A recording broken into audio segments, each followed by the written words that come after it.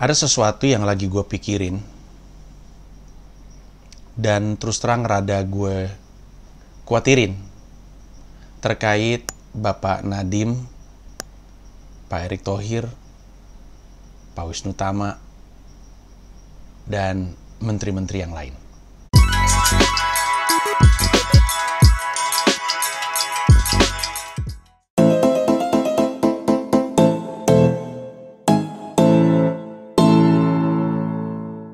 Di video pulang perang, udah rada lama nih, yang dilakukan antara gua dengan Valdo Maldini dan Rian Ernest.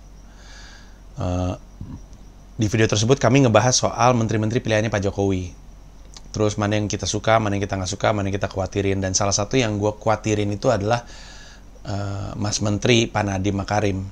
Gue bilang gue khawatir karena gue takutnya aspek politis dari jabatan menteri itu yang lebih membebani pekerjaan beliau ketimbang aspek teknis memajukan pendidikan bangsa.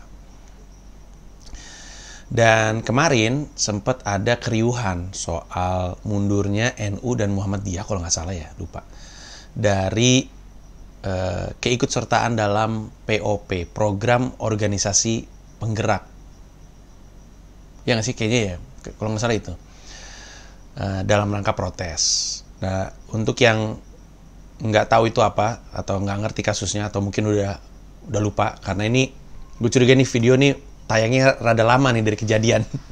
Tapi intinya Kementerian Pendidikan di bawah Pak Nadiem tuh punya sebuah ide. Idenya namanya sekolah penggerak.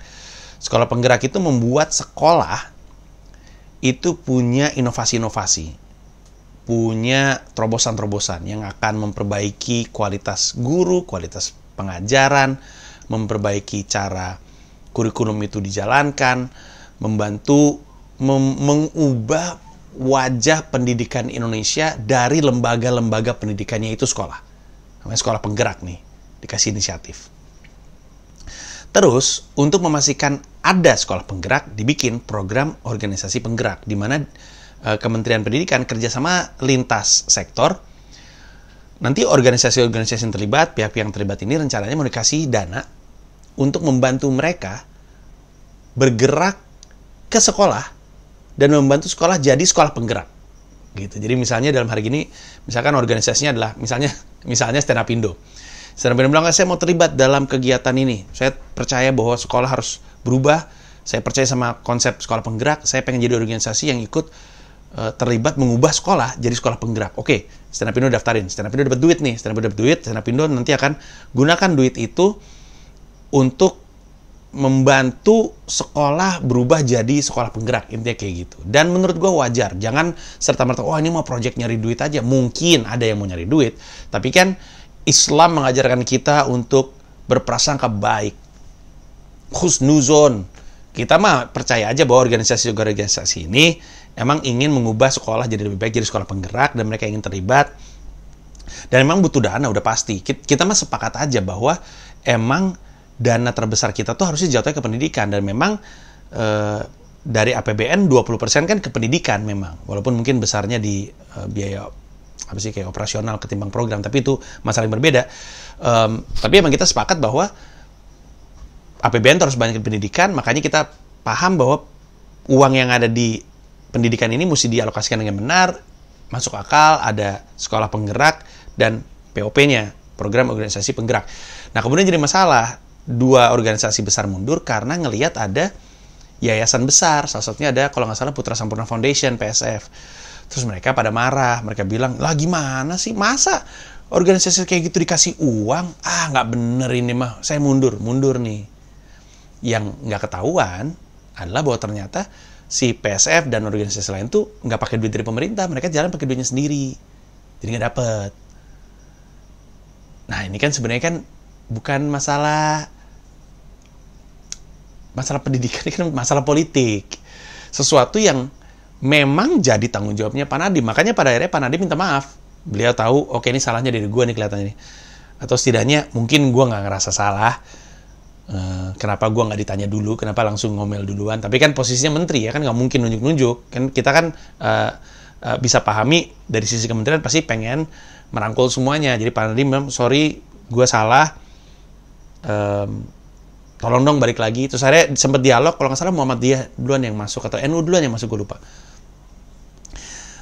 Tapi ini yang kayak gini-gini ini yang membuat gue khawatir, karena jabatan menteri itu jabatan politis kan. Biasanya ketika ada orang-orang yang mampu ditaruh di situ, akhirnya digagalkan sama aspek politisnya, akhirnya lepas. Dan ketika lepas, nanti yang ditaruh orang yang kompetensinya kompetensi politik ya, daripada kompetensi kebidangan gitu ya. Kompetensi kebidangan artinya lu naruh orang ekonomi ya di pos ekonomi, lu naruh orang orang pendidikan di Kementerian Pendidikan. Kompetensi politik itu berarti orang afiliasi politik ini yang lu taruh di sini gitu kan.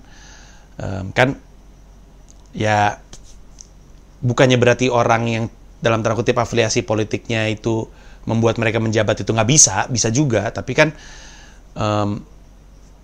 kita selalu berharap, atau setidaknya gue sih selalu berharap orang-orang terbaik yang bisa ngejabat, terlepas dari dia nih orang partai atau bukan gitu. Kalau memang dia terbaik, dia yang ngejabat. Nah, yang jadi kekhawatiran gue tuh ketika yang terbaik-terbaik ini giliran dikasih kepercayaan menjabat, ternyata nggak berhasil menjalankan jabatannya karena nggak luas dari sisi politik.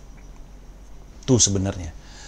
Jadi dari zaman buku nasionalisme sampai dengan Berani Mengubah, sampai seterusnya di stand-up gue tuh selalu percaya bahwa kalau kita ngelihat ada orang yang layak, kita dorong nih untuk masuk ke politik. Bahwa kalau kita selalu menolak untuk nyemplung ke politik, orang-orang terbaik ya, orang-orang nomor 1 deh di bidangnya, menolak untuk masuk ke politik, ya berarti kita mau nggak mau harus terima orang terbaik kedua, ketiga, keempat yang ada di posisi politik. Sehingga mungkin hasilnya, produk keluarannya, outputnya adalah ya kualitas kedua, ketiga, keempat. Kalau kita pengen hasilnya terbaik, produknya terbaik, ya taruh orang terbaik. Nah, orang terbaik pada enggan kan, nggak mau, gue politik ribet, kotor, penuh dengan korupsi segala macam, mundur. Akhirnya karena orang-orang nomor 1 nggak masuk, yang masuk orang nomor 2. Ya kalau yang nomor 2, gimana kalau misalnya orang nomor 4, 5, dan 6? Atau mungkin nomor 20? Karena orang-orang di atas pada nggak mau semua. Makanya gue selalu menyarankan, kalau emang menurut lu mampu, lu masuk ke politik. Sama ini menjawab pertanyaan orang, Bang Panji kenapa nggak masuk ke politik? Gue tuh bukan pintar, gue tuh pintar ngomong. Jadi tuh gue nggak pintar, gue tuh nggak tepat. Beneran deh, tidak ada kemampuan yang membuat gue layak untuk masuk ke politik. Gue cuma pintar ngomong. Dan orang bilang, ya kan politisi selama ini pintar ngomong. Ya lu mau politisinya berubah atau enggak? Kalau orang yang cuma pintar ngomong lu bawa masuk ke politik, iya politisi selamanya isi cuma pintar ngomong, bukan pintar menjabat gitu. Nah makanya gue tuh berharapnya orang-orang terbaik di Indonesia yang nyemplung. Dan akhirnya terjadi belakangan ini. Nah cuman kekhawatiran gue adalah aspek politik yang ribet ini yang membuat mereka kemudian rontok. Kayak Pak Erick Thohir, gue kan kenal beliau ya, kenal-kenal biasa sih, maksudnya nggak bisa dibilang temen, tapi ya kenal aja. Gue tahu beliau tahu gue. Beliau tuh pengusaha luar biasa. Masalah gimana caranya menjalankan bisnis dalam skala apapun, tahu beliau. Koneksi juga luar biasa. Ini orang punya DC United, punya Inter Milan. Nggak sembarangan itu, walaupun mungkin dananya konsorsium juga ya, gue juga nggak tahu sih. Tapi maksud gue, kerajaan bisnisnya juga kayak Mahaka juga luar biasa itu, bagus. Nah, ketika menjabat, harapan gue adalah beliau bisa menavigasi dirinya melewati situasi politiknya, juga dengan Pak Wisnu Tama, juga dengan Pak Nadiem, juga dengan yang lain. Dan berharap banyak nih sama beliau-beliau ini. Karena bayangin kalau misalkan ternyata orang yang kita anggap terbaik emang ternyata nggak bisa. Akhirnya jadi pintu untuk masukin orang-orang lain yang nggak punya kompetensi. Jadi takutnya, giliran dikasih kesempatan orang nomor 1, orang nomor 1-nya nggak bisa. Ya udahlah kalau gitu. Lain kali ya nggak usah orang nomor 1 kalau hasilnya kayak gini. Ya mungkin kami orang ke-15, orang ke-16 emang lebih layak karena kami ngerti apa yang mesti dilakuin. Mungkin kami tidak sepintar yang lain, tapi kami bisa merekrut orang-orang pintar di sekitar kita. Nah itu yang gue rada khawatirin sebenarnya. Karena gue selalu bilang, terjun ke politik itu butuh otot politik. Sangat sangat salah kalau kita berpikir terjun ke politik itu hanya butuh kepintaran. Enggak. Ngerti bola dan bisa main bola adalah dua hal yang berbeda. Ya, punya kecerdasan untuk memahami permainan, punya otaknya gitu, dan bisa main bola, ada yang berbeda. Ketika main bola lu butuh otot-otot spesifik untuk bisa bermain bola dengan baik. Ya, sama dengan politik. Lu ngerti politik, atau nggak usah ngerti politik deh, lu ngerti pendidikan, ngerti semua masalahnya, dan ngerasa punya solusi ke arah sananya, dan punya turunan-turunannya. Kemudian beneran menjalankan posisi menteri pendidikan untuk mencoba untuk menjalankan itu hal yang berbeda sama sekali. Tapi tentunya harapan gue adalah sukses nih semua nama-nama yang tadi gue sebut. Jelas lah, orang itu yang gue cita-citakan, kok orang itu yang gue pengen orang-orang terbaik di Indonesia untuk bisa menjabat posisi-posisi terbaik, supaya keluarannya adalah keluaran terbaik, supaya hasilnya kerasa di Indonesia, negara ini membaik. Nah, cuman kalau misalkan masih belum bisa menavigasi dirinya dalam pertarungan, bukan pertarungan ya, dalam kondisi politiknya, susah. Nggak bisa, lu nggak bisa merasa, ya udah, ya jangan terlalu politis banget. Nggak bisa. Nggak ngerti lu berarti, lu nggak ngerti politik. Kalau lu bilang, nggak usah mikirin politiknya, nggak ngerti lu berarti.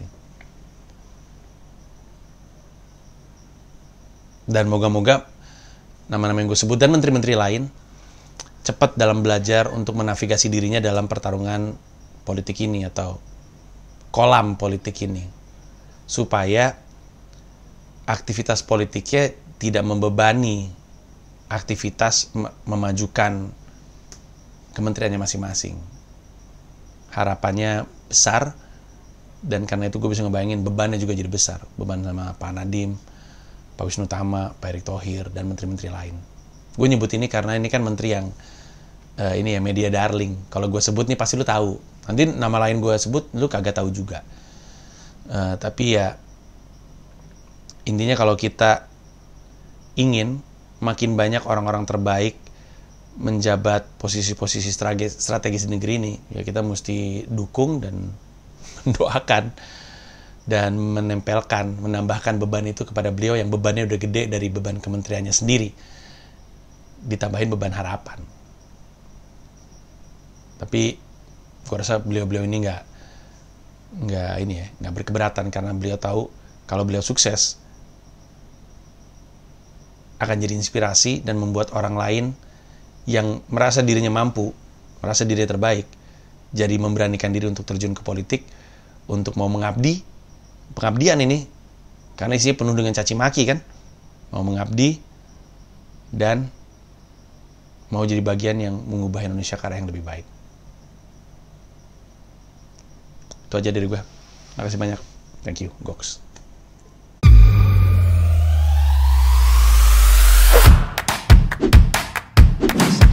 Ngajak partisipasi aja. Gua pernah. Siapa yang? Ini Widodo. Gua isep. Kakak lu goblok.